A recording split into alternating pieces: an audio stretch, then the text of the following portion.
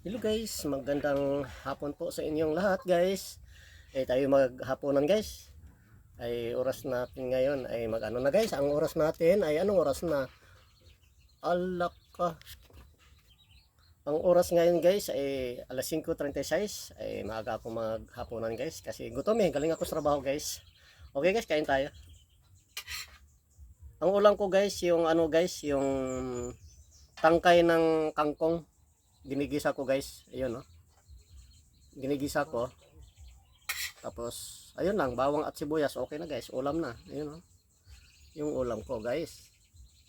Okay guys, kain tayo. Nanghugas na ako guys ha.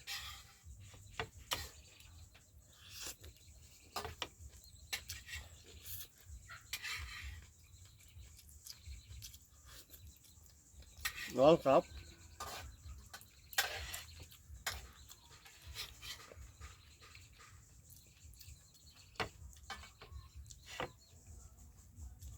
Libre ang ulam dito guys.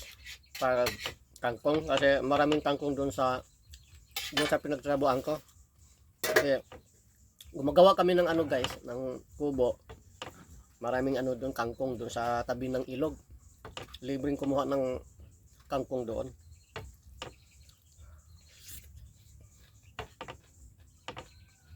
Tapos ang marami doon, merong gabi.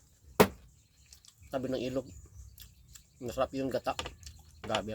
Pero kaya ko sa gata. Mabilis ako maumay pag gata. Gusto ko doon sa gabi. Ano lang guys, ipaksaw mo lang. Paksaw. Suka lang katapat. Nga guys, kain tayo.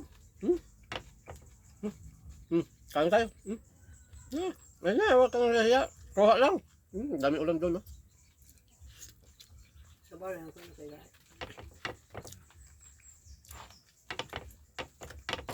Huwag kang nahiya guys. Kain tayo. Pansit ah. Pwede nga pansit.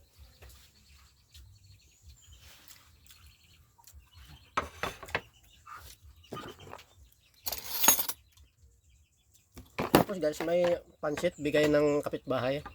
Ang babait ng kapitbahay guys, namimigay ng ano, pansit. Yan guys oh. Wow, dami oh. Thank you. Salamat Lord. Na mayroong kapitbahay na mabait. Itu na lang bigat.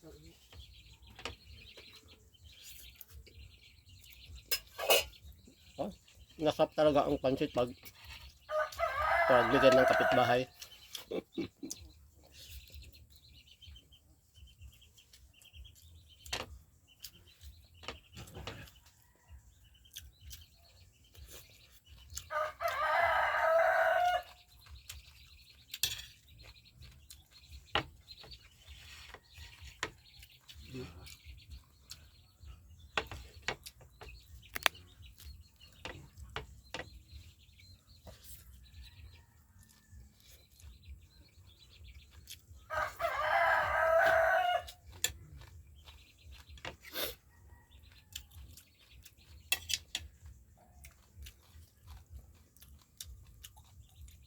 Yung niluto kong kangkong guys, ano na to guys, ay half cook.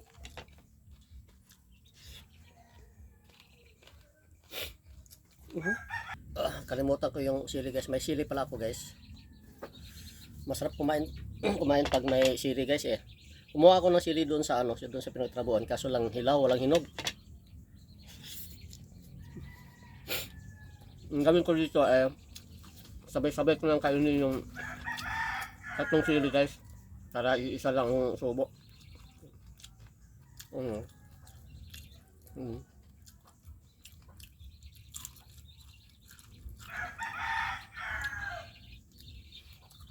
Diba? Sarap.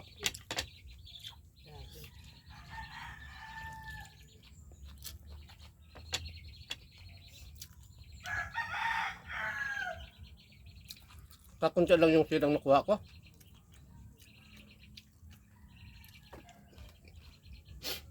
Kunti lang nakuha ko ng sili doon kasi Pero nga. kakunti lang bunga.